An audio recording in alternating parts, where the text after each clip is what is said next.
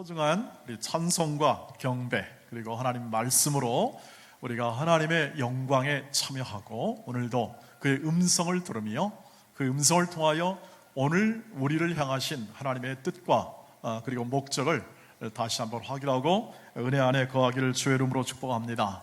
오늘은 신의 산 언약이라는 그러한 제목에 달린 것처럼 신의 산에 담긴 언약에 담긴 하나님의 은혜를 한번 같이 나누어 보고자 합니다. 신의 산 언약은 모세 언약이라고도 말을 하고, 이것은 신의 산에서 하나님께서 이스라엘 백성과 약속을 체결하십니다. 그 약속의 그 내용은 이미 앞에서 20장부터 계속 하나님께서 십계명과 그리고 여러 율법들을 주십니다. 이 율법들을 준행하고 이 율법대로 살아 하나님의 백성다운 복을 얻으라 하는 것이 가장 주된 내용이었고, 이 율법을 신학적으로 표현해서 하나님을 사랑하고 내 이웃을 사랑하라 하는 율법 정신에 담긴 모든 내용들을 다 지켜 행할 것을 그렇게 명령을 합니다. 이제 그 명령과 그리고 또 그렇게 명령을 지켜내면 너희가 그 땅에 거할 때, 가나안 땅에 거할 때나 어디나 거할 때 복을 얻게 되고 복받는 백성으로, 거룩한 백성으로 특별히 제사장 나라로 삼을 것이다, 이렇게 말을 합니다. 제사장 나라라는 것은 기본적으로 하나님의 모든 백성을 통하여 다른 열방들이 하나님의 살아계심과 하나님의 다스림을 알게 되고 하나님을 함께 예배하는 길잡이가 되고 통로가 될 것이다 하는 복됨을 말합니다. 이것이 되는데, 오늘 그 내용을 얘기한 다음에 이제 이 모든 이 언약의 내용을 전부 다 낭독을 합니다. 이 신의 산에서 낭독을 한 다음에 이스라엘 백성의 응답을 듣습니다. 응답을 듣는데 모든 백성들이 전부 다 그 말씀대로 순종하겠습니다, 이렇게 대답을 하고, 이제 청년들을 통해서 이 서로 피를, 이제 짐승을 잡고 피를 뽑아서 그 피를 가지고 뿌립니다. 그래서 이것을 언약의 피다, 너희가 맺은 이 언약의 내용과 너희가 순종하겠다고 한 것은 이렇게 엄중한 것이고 생명을 걸고 해야 할 거다 하는 그 언약의 피의 내용을 담고 있는 것을 우리가 본문을 통해서 읽었습니다. 이것을 신의 산 언약이라고 하고, 이 신의 산 언약은 두고 앞으로 이스라엘 백성이 어디든 살아가든 순종해야 할 내용입니다. 순종을 위하여 줬죠. 왜냐하면 이것을 순종해야만 하나님의 백성다움의 복을 누릴 수가 있습니다. 순종을 해야만. 그리고 그것은 이 율법이 가지고 있는 특성, 다시 말하면 하나님의 명령은, 이 명령을 지키면 너는 내 자식이 아니고, 못 지키면 내 자식이다 하는 그런 개념이 아니라 이미 하나님의 자녀로 선택되어 부르심을 받아 이제 너희가 하나님의 자녀로 살아가는데 이 명령을 순종하여 하나님의 자녀됨의 책임을 다하라 이겁니다. 그래야, 책임을 다해야 네가 거룩하고 복된 백성으로 누릴 수가 있다. 그러지 못하면 누리질 못한다는 뜻입니다. 그게 신명기 28절 나가면 그게 저주로 나타나는데 누리지 못한다는 것입니다. 오히려 세상과 똑같이 그렇게 깨지고 패망하는 인생을 살 수밖에 없다. 하나님의 자녀는 그럴 수가 없다는 거죠. 그래서 순종, 이것은 뭐냐면 언약에 있어서 순종은 너희가 복받는 과정이다, 이렇게 얘기합니다. 순종해야 복을 받는다. 순종하지 못하면 하나님의 자녀이나 복을 얻지 못한다는 겁니다. 책임을 다하지 못하면 결국 그것은 안 되는 것이죠. 우리 아이들에게도 이렇게 얘기하지 않습니까? 뭐 해라, 열심히 하죠. 이 잘 닦아라, 가서 공부 열심히 해라, 어디 나가든 다른 사람한테 패기치지 말아라, 열심히 얘기합니다. 다 무엇을 위한 겁니까? 그 아이의 복을 위한 겁니다. 공부 열심히 해야 아이가 제대로 자라죠, 성실하게. 부모의 인도에 따라서 그 말씀에 잘 순종해야 될 때 아이가 잘 자랄 수 있습니다. 거친 아이, 반항한 아이들은 그 부모의 인도와 이끄심에 순종하지 않아서 불순종이기 때문에 그것은 부모가 예비하고 목적한 그 복을 누릴 수가 없는 겁니다. 오늘 그거와 더 같습니다. 이 시내산 언약은 하나님께서 이스라엘 백성을 복된 민족으로 삼기 위하여 먼저 부르십니다.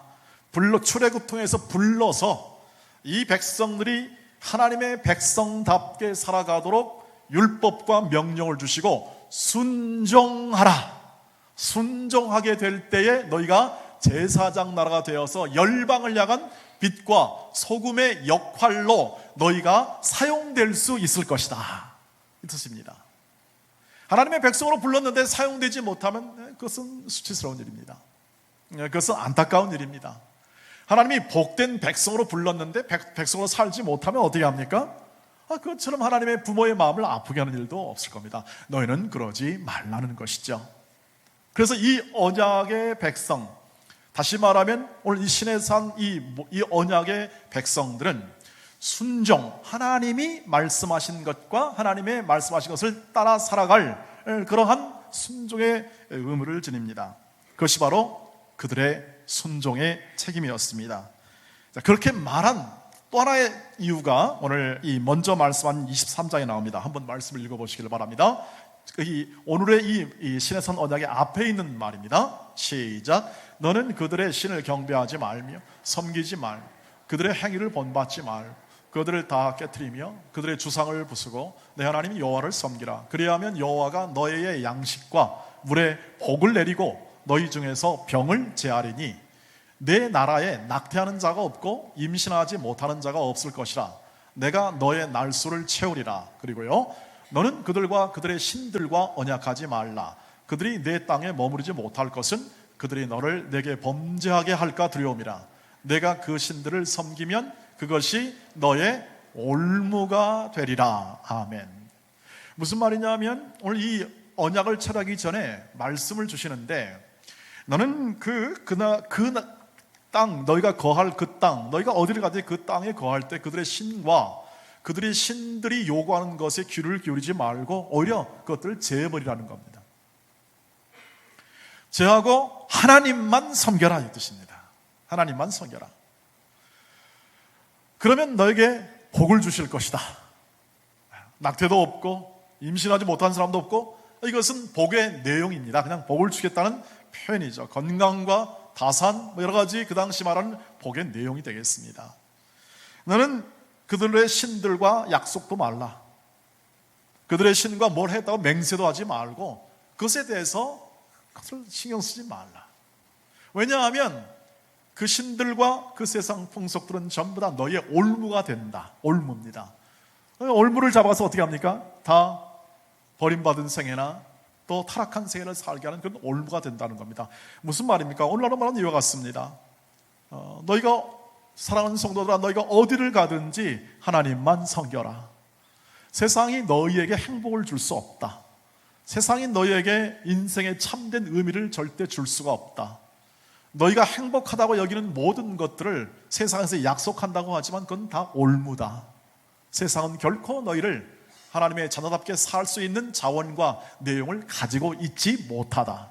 그러므로 하나님만 섬겨라. 이것이 명령입니다. 이것에 순종해야만 되는 거죠. 그것이 책임이며 동시에 그들의 복된 길입니다. 이것이 아니라면 그들은 하나님의 복된 길에서 불순종으로 인한 그 결과, 죄의 열매, 불순종의 열매를 거두게 될 것이라는 것을 얘기합니다. 문제가 있습니다. 이 명령을 받은 사람들과 이스라엘 백성이 다 대답을 했습니다. 그런데 구약의 역사를 보면 실패합니다. 실패하여 그 백성이 쫓겨갑니다. 말씀하신 대로 그들은 그 복을 누리지를 못합니다. 그렇게 안타까운 결과가 이 이스라엘 역사의, 성경 역사의 비저죠. 우리의 눈을 다시 한번 확인하게 만듭니다. 그럼 무엇입니까? 하나님의 인도하심과 그 명령과 약속 주심이 실패입니까? 하나님은 당신이 택하신 이스라엘 백성이 축복받는 백성으로 인도하셨는데 결국 이스라엘 백성이 불순종을 해서 그들이 결국 그 축복된 이 복된 이 열방을 향한 제사장 나라의 그 삶을 살아가는데 실패했다면 하나님이 실패하십니까? 그렇지 않습니다. 인간의 실패나 우리를 포함해서 우리 모두의 실패와 모두의 어려움이 하나님의 실패로 결론나지 않습니다. 하나님은 당신의 뜻을 이루십니다. 누굴 통하여? 예수 그리스도를 통하여 이루십니다. 새 언약을 주십니다. 새 언약을. 실패한, 그리고 실패하여 범죄하여 타락하고 혹은 또는 쫓겨가고 그 불순종의 열매를 맺는 모든 그 역사의 현실을 바라보며 하나님께서 그 실패를 실패에 놔두지 아니하고 예수 그리스도를 이 땅에 보내사 기어이 뒤집습니다. 기어이 어떻게 뒤집습니까? 십자가에서 뒤집습니다. 그리고 새 언약의 중보자가 되십니다. 히브리서 9장 5절입니다. 한번 보시죠. 시작. 이로 말미암아 그는 새 언약의 중보자시니 이는 첫 언약 때 범한 죄에서 속량하려고 주구사 부르심을 입은 자로 하여금 영원한 기업의 약속을 얻게 하려 하심이라. 아멘. 예수께서 십자가의 주심으로 어떻게 합니까? 그 피를 뿌려 어떻게 합니까? 우리의 모든 율법, 하나님의 명령의 요구를 예수께서 다 들어주셨습니다. 순종하셨습니다. 그러므로 그 예수를 믿는 자마다 어떻게 합니까? 새로운 하나님의 가족이 됩니다. 우리의 공로가 아니라, 우리의 율법을 행하여 우리가 그것을 만족시키는 것이 아니라 하나님의 아들 예수가 그의 피로, 십자가에 흘린 보혈의 피로 인하여, 그의 피의 모든 내용으로 인하여 우리의 허물과 죄, 다시 말하면 율법의 결과인 우리의 사망을 어떻게 합니까? 제거하여 하나님 앞에서 순종의 길을 걸어가는 거룩한 나라로 살아갈 근거와 길을 얻게 하셨습니다. 그래서 이것을 새 언약이라고 말합니다. 하나님이 아들 예수 그리스도를 통하여 우리에게 새로운 언약, 그것을 주십니다. 그 결과 나타나는 것이 뭐냐면 오늘 베드로가 이렇게 표현한 것입니다. 베드로전서 2장 9절 보시길 바랍니다. 읽겠습니다. 시작. 그러나 너희는 택하신 족속이요 왕같은 제사장들이니 거룩한 나라요 그의 소유가 된 백성이니 이는 너희를 어두운 데서 불러내어 그의 기이한 빛에 들어가게 하신 이의 아름다운 덕을 선포하게 하려 하심이라. 똑같습니다. 새 언약의 백성들을 만들어 어떻게 합니까? 그의 택하신 족속처럼, 다시 말하면 불러서 택합니다. 이스라엘 백성을 택하신 하나님, 예수께서는 이제 새로운 백성을 택하십니다. 그리고 왕같은 제사장들로 삼으십니다. 거룩한 나라로 삼으십니다. 그의 소유로 삼으십니다. 목적은 뭡니까? 제사장 같은 역할입니다. 너희를 어두운 데서 불러내어 그의 기이한 빛에 들어가신 이의 아름다운 덕을 선포하게 하실 것입니다. 여러분, 예수께서 하신 일을 기억해 주시기 바랍니다. 우리가 해야 하는 일이 아니라 예수께서 이미 하셨습니다. 거룩한 나라로 불러 소유 삼으시고, 그리고 그 소유 삼으신 자들이 자격과 능력과 그리고 지혜의 정도에 상관없이 친히 예수께서 십자가에서 다 이루신 사건과 그 효력과 그 능력을 통하여 모든 부르신 자마다 빛이요 소금입니다. 다시 한번요. 모든 부르심을 입은 자마다 빛이요 소금입니다. 그게 거룩한 나라란 뜻이고 세상 나라란 뜻입니다. 이미 예수의 효력으로 그렇게 됐다는 얘기입니다. 거기서 우리의 순종의 책임이 발생합니다. 주님이 이미 해 주셨기 때문에 우리는 그 길을 따라가야 합니다. 순종입니다. 그것이 해 주신 길을 따라가라는 거죠. 근데 그것을 누가 방해합니까? 이 세상이 방해합니다. 못 따라가게 합니다. 그게 올무입니다. 그래서 우리는 이 세상에 근거를 두지 않습니다. 우리의 믿음은 이 세상에 근거를 두는 것이 아니라 우리의 믿음은 지금 우리의 모든 죄와 사망과 권세를 우리의 받을 것을 다 주님이 친히 받으시고 그것을 이루신 예수 그리스도가 우리를 불러주시고 우리와 항상 함께 있겠다는 언약의 말씀을 주셔서 기필코 너희의 인생 가운데 하나님의 자녀됨의 온전함과 영광의 아들의 온전함을 반드시 이룰 것이다 하는 하나님의 목적을 예수께서 친히 이루어내십니다. 이것이 복음이며 이것이 우리의 자랑입니다. 이것은 세상이 우리를 어쩌라 마라 할 것이 아닙니다. 그 누가 이것을 끊을 자도 없습니다. 사망이나 권세나 그 어떤 것도 끊을 수 없습니다. 사람은 실패하고 이스라엘 백성은 실패하나 하나님께서는 예수를 통하여 그 일을 새 언약의 중보자로 삼으사 그 일을 이루십니다.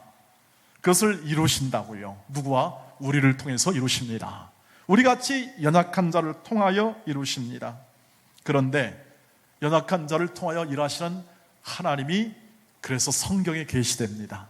작은 자, 연약한 자를 택하여 강한 자, 문벌 있는 자, 지혜 있는 자를 패하시고 주의 뜻을 이루어 내시는 거죠. 거기에 가장 중요한 단어가 순종이라는 것입니다. 그 길을 걸어가도록 하나님은 계속 이끄시는데 누가 방해하면 세상이 방해합니다. 두 번째 누가 방해하냐? 내가 방해합니다. 내 안에 있는 본성이 방해합니다. 아이고 주님, 저 가기를 원하지 않습니다. 내가 왜 그런 고생스러운 길을 걸어갑니까? 내 안에서 내가 원하지 않습니다. 따라합시다. 문제는 나다. 문제가 납니다. 여러분, 다른 사람이 절대 있지 않습니다. 다른 사람의 책임을 전가하지 마십시오. 다 내 안에 있습니다. 내가 그 길을 방해하는 거예요. 나기를 원치 않습니다. 나는 그런 거 원치 않습니다. 오 주여 예수여 오시옵소서 그러면 주여 저는 장가라도 가고 그 다음에 오시옵소서 뭐 이런 생각을 하고 있습니다. 주여 좀 이 세상이 좋은데 좀 누리다가 주님 내가 그냥 다 죽을만 하면 그때 오시기를 바랍니다. 이런 생각을 보통 하기도 합니다. 늘 이것이 우리를 향한 본성적 생각이기도 합니다. 주님이 진짜 가족이 어떤 가족입니까? 주님의 가족 마가복음 3장 33절입니다. 대답하시되 누가 내 어머니며 동생들이냐 하시고 둘러앉은 자들을 보시며 이르시되 내 어머니와 내 동생들을 보라. 35절 누구든지 하나님의 뜻대로 행하는 자가 내 형제요 자매요 엄마다라고 말을 합니다. 주님의 진짜 가족, 주님이 세우는 진짜 가족은 뭐냐면 하나님의 뜻에 순종하는 겁니다. 여러분, 그래서 우리로 하여금 이 말씀에 순종하라, 새 언약을 통하여 순종하라, 이 말씀을 주님이 주시죠. 왜 주시냐면 우리의 아들됨과 자녀됨과 가족됨을 만들어내시는 과정이 순종입니다. 우리를 우리에게 온전한 사람을 만들어내는 과정이 순종의 과정을 통과하여 이루게 되는 겁니다. 그러니까 순종하지 않고 계속 외부의 어떤 환경이나 내 안에 있는 본성에 순종하지 않는 것으로 인해서 계속하면 계속 불순종의 상태로 남을 수밖에 없고 주님을 믿고 살고 하나님의 자녀로 삶을 살더라도 어떻게 합니까? 일평생 그렇게 살아가는 겁니다. 구원은 받겠죠. 그러나 오늘 하나님이 의도하신 목적을 이루는 데는 실패할 수 있습니다. 그러나 그 일을 주님이 이루어 주었기 때문에 우리는 은혜로 그것을 이루어가는 인생을 살아가는 과정에 있다는 사실을 꼭 믿으시길 바랍니다. 그것이 저와 여러분의 순종의 책임이 되어야 하고 오늘도 우리는 그 순종의 삶을 통하여 복된 인생과 우리를 세운 목적을 이루는 인생을 바르게 살아갈 수가 있습니다. 그러면 마지막으로 어떻게 순종하면 좋을까요? 여러분, 언제나 하나님의 선하심과 인자하심의 그 순종의 기초를 놓으시기를 바랍니다. 하나님의 선하심과 인자하심이 항상 나와 내 가족과 내 일터와 내 모든 삶의 장 속에서 항상 함께 하시는 이 하나님의 자비가 있다 하는 것을 순종의 기초로 삼으세요. 순종해라 그러면 잘 안 합니다. 우리 아이들 젊은 사람들은 순종하는 게 그게 뭐 예시대의 그 어른들의 유물이지 이런 생각을 할 수가 있습니다. 그러나 하나님의 자비하심을 보면 순종할 수 없습니다. 남북전쟁이 일어났는데 어느 아주 유명한 장군이 하나 있었습니다. 그런데 이 장군이 딸이 하나 있었습니다. 이 딸에게 어떤 이 좋은 딸에게 어느 한 스파이가 아주 좋은 선물을 보냈습니다. 좋아 보이는 선물. 근데 그 안에는 폭탄이 들어 있었습니다. 근데 이 딸아이가 그것을 받고 와서 너무 좋으니까 아빠 너무 감사합니다. 이 좋은 선물이네. 그러니까 아버지가 딱 보니까 좀 약간 이상하지요. 벌써 물어봤습니다. 누가 보냈냐고 물어보니까 지나가는 이 이상한 아저씨가 보냈다고.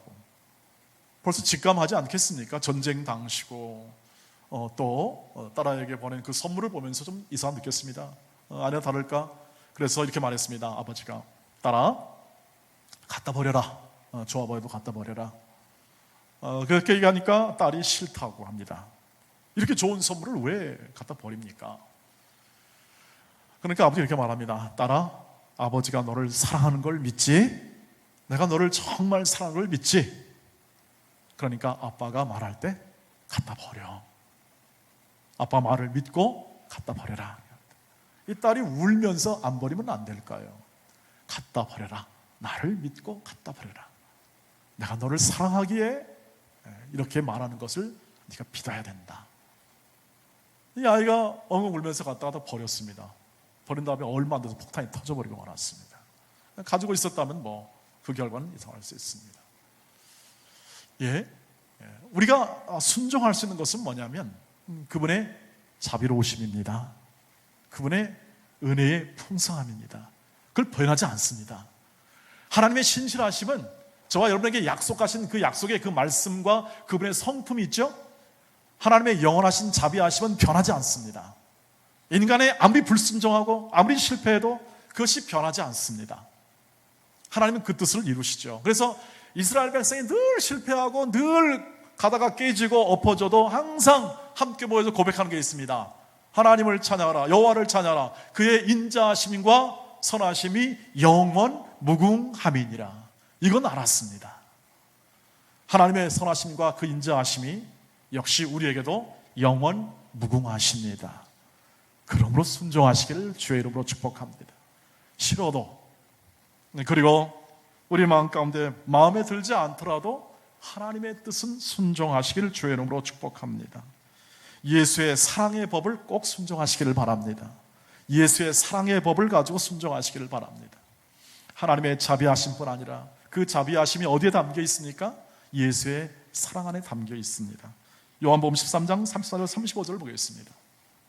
시작. 새 계명을 너에게 주노니 서로 사랑하라. 내가 너희를 사랑한 것 같이 너희도 서로 사랑하라. 너희가 서로 사랑하면 이로써 모든 사람이 너희가 내 제자인 줄 알미라. 아멘. 새 계명을 줍니다. 새 언약의 중보자가 새 계명을 주죠. 여러분, 새 계명을 왜 줍니까? 제자를 제자답게 세우기 위하여 줍니다.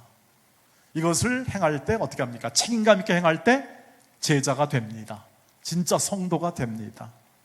사랑할 때 성도입니다. 성도 다음이 나타납니다. 사랑할 때 여러분이 복을 받습니다. 섬길 때 여러분이 복을 받습니다. 왜요? 그 사랑이 흘러갈 때 우리가 더 온전해집니다.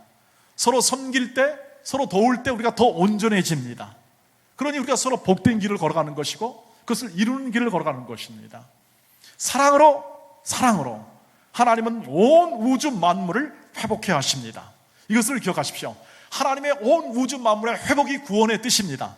온 만물의 회복이 구원의 뜻이라면 우리 각 사람을 통하여 사랑의 그 힘을 가지고 우리 각 사람을 움직여 서로 사랑하는 인생을 가지고 모든 피조물과 모든 사람들과 모든 인류를 구원하십니다. 이게 하나님의 원대한 뜻입니다. 우리는 그 부르심에 있는 사람들입니다. 그냥 그렇게 살 수도 있습니다. 세상 사람들에게는 하나님이 원하지 않습니다. 예수를 믿지 않는 사람에게 무슨 순종을 기대하지는 않습니다. 예수 안 믿는 사람들은 그냥 그렇게 살라고 놔둡니다. 왜 예수 믿는 사람에게 순종을 요구하냐면 예수 믿기 때문에, 하나님의 자녀이기 때문에 하나님의 자녀다운 인생과 복됨을 누리고 살라고 하는 것입니다. 순종함이 복됨입니다. 순종함이 은혜요, 순종함이 우리의 책임이며 동시에 복됨이라는 사실을 늘 기억하시며 예수의 사랑의 법을 따라 행하시기를 주의 이름으로 축복합니다. 그리고 언제나 즉시 순종하는 습관을 기르시기를 바랍니다. 즉시 순종하는 겁니다. 문제를 하나 내겠습니다. 아버지가 심부름을 시켰습니다. 이 심부름은 꼭 해야 하는 겁니다. 어떻게 하는 것이 지혜로울까요? 한번 알아맞혀 보시기를 바랍니다. 첫 번째, 4가지 문제를 드리겠습니다. 말로 할 때 한다. 두 번째, 조금 얻어맞고 한다. 세 번째, 많이 얻어맞고 한다. 네 번째, 끝내 버티다가 코피 터지고 쫓겨난다. 이런 분은 없을 거라고 생각합니다. 근데 여러분, 우리의 모든 순종도 이와 같습니다. 사실은 미적하다가 어떻게 합니까? 기회를 놓칠 수 있습니다. 한번 연기한 그 순종은 자꾸 일이 멈추어지게 되고, 지체하면 지체할수록 새로운 지체가 유발됩니다. 새로운 지체가 연결됩니다. 언제나 처음 순종이 중요할 것 같아요. 처음 순종. 여러분, 처음 생각이 참 중요하다는 것은 뭐냐면, 가장 순수하게, 가장 하나님을 사랑함으로 생각할 때가 처음 순종인 것 같습니다. 가끔 이런 그 경험을 합니다. 주여, 이번 절기나 이번 좋은 일이 있고, 혹은 또는 다른 사람을 도울 일이 있는데, 주여 얼마나 하면 좋겠습니까? 묻습니다, 하나님께. 30만 원 할까요? 처음에 그 생각이 들었습니다. 근데 시간이 있으니까 좀 시간을 거쳐가다가 생각을 좀 해봅니다. 30만 원이 맞을까? 그러면서 그 다음에 한 일주일 있다 생각해 봅니다. 20만 원만 하자. 그러다가 또 한 일주일 지납니다. 여러분은 어떻습니까? 어떤 경험적으로 어떤 생각이 제일 더 베스트였습니까? 되게 처음입니다. 처음일 때, 그때가 제일 베스트입니다. 그래서 즉시 순종하는 게 가장 좋은 순종이 될 줄 믿습니다. 경험적으로 그렇습니다. 그것을 늦추면 늦출수록 어떻게 합니까? 점점 유예할 이유가 발생합니다. 조건이 발생합니다. 저와 여러분이 갖는 이 모든 순종은 근본적으로 주님과의 관계에서 오기 때문에, 주님의 선하심과 그 인자하심이 하나님의 은혜를 따라 여러분 안에 있을 줄 믿으시길 바랍니다. 그리고 드는 생각이 있습니다. 하나님이 주신 생각이 있을 수 있고, 순종의 마음을 가져두는 하나님의 은혜가 있을 거라고 생각합니다. 여러분, 즉시 순종해 주시기를 바랍니다. 어디나 어느 환경 속에서나 집에 가면 남편에게 순종하시기를 바랍니다. 자녀들이요, 부모에게 순종하시기를 바랍니다. 직장에서 상사에게 순종하는 법을 배우시기를 바랍니다. 그리고 어디나 권위 앞에 순종하여 하나님의 뜻을 이루시기를 바랍니다. 그 순종함이, 그리고 그 순종을 하나님의 뜻을 따라 이루심이 여러분의 복이 되고, 그 공동체의 복이 될 줄 믿습니다. 그 조직체의 복이 될 줄 믿습니다. 그래서 자신을 쳐서 복종하게 하고, 그 순종의 삶의 내용이 언제나 하나님의 뜻에 따른 사랑의 법을 따른 순종이 저와 여러분의 인생 가운데 풍성하게 되기를 주의 이름으로 축복합니다. 마지막으로 하나 더 하겠습니다. 어려울 때도 순종하시기를 바랍니다. 어려울 때 순종하십시오. 고난이 있을 때 순종하십시오. 하나님의 뜻을 순종하는 겁니다. 사람의 뜻이 아니라 하나님의 뜻입니다. 하나님만 섬기고 하나님으로부터만 나오고 하나님에게만 해답이 있다는 사실을 알고 주어진 여건과 환경 속에서 하나님의 뜻에 순종하는 겁니다. 고난이 올 때나 어려울 때입니다. 왜 그럴까요? 주께서 그렇게 친히 우리에게 본을 보여줬기 때문에 그렇습니다.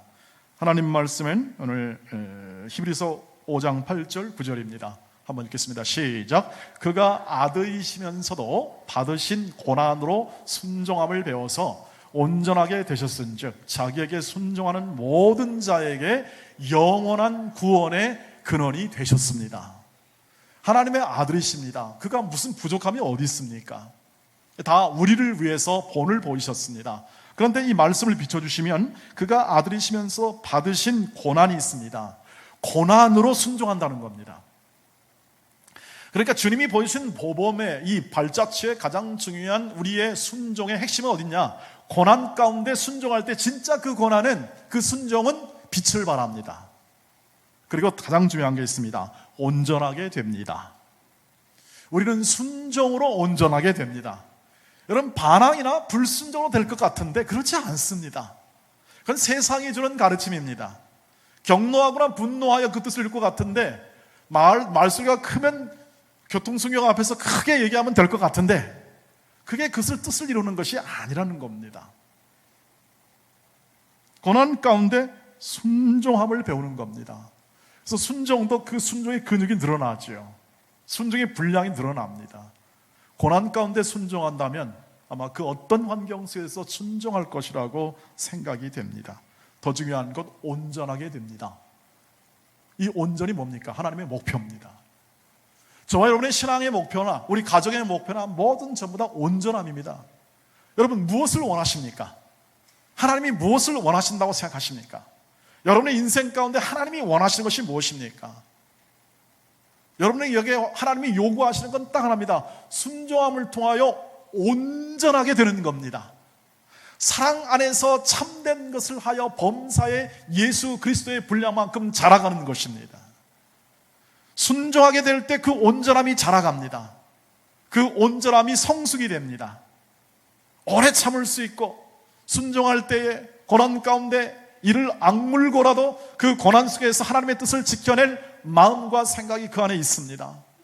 하나님의 그 영광이 볼 때까지 인내할 수 있는 것이 바로 이 순종함을 통해서, 그의 사랑의 법을 순종함을 통해서 오게 됩니다. 그것을 누리시기를 바랍니다. 순종은 그래서 책임이며 동시에 누림이라는 사실을 하나님이 목적하셨고, 오늘 동일하게 예수가 그 본을 보여줌으로 우리는 예수를 따라가고 예수와 함께 걸어가면서 그것을 이루어 나가고 있음을 기억해 주시기를 바랍니다. 여러분, 우리 동원의 가족 여러분, 괜찮습니다. 다 이룬 것이 아닙니다. 우리의 목표와 우리의 걸어가는 방향과 삶의 내용이 바로 그렇게 가기를 주의 이름으로 축복합니다. 아직 덜 되었다면, 조금 더 성숙과 순종의 그 내용이 온전하지 못하다면 기다리시기를 바랍니다. 도와주시기를 바랍니다. 세워주시기를 바랍니다. 우리 모두가 다 그러한 순종의 사람으로 하나님의 말씀에 순종하고 예수의 새 계명에 순종하는 그 삶을 통하여 하나님이 이루시는 것을 우리 모두가 다 바라볼 수 있게 되기를 주의 이름으로 축복합니다. 우리의 믿음은 약속의 형태로 주었기 때문에 이 현실 속에서 인내가 필요합니다. 그 인내 과정을 고난이라고 표현합니다. 그 고난이 순종으로 나아가게 될 때 우리의 모든 삶에서, 가정에서, 그리고 모든 환경 속에서 온전하게 되는 그 복을 누리게 될 것입니다. 순종하는 사람들이 풍성한 교회가 되어서 그 도도한 강물의 흐름처럼 순종의 사람들이 누리는 이 복됨 은혜가 풍성하게 흘러 가정과 일터와 사회 속에 넘치기를 주의 이름으로 축복합니다. 기도하겠습니다.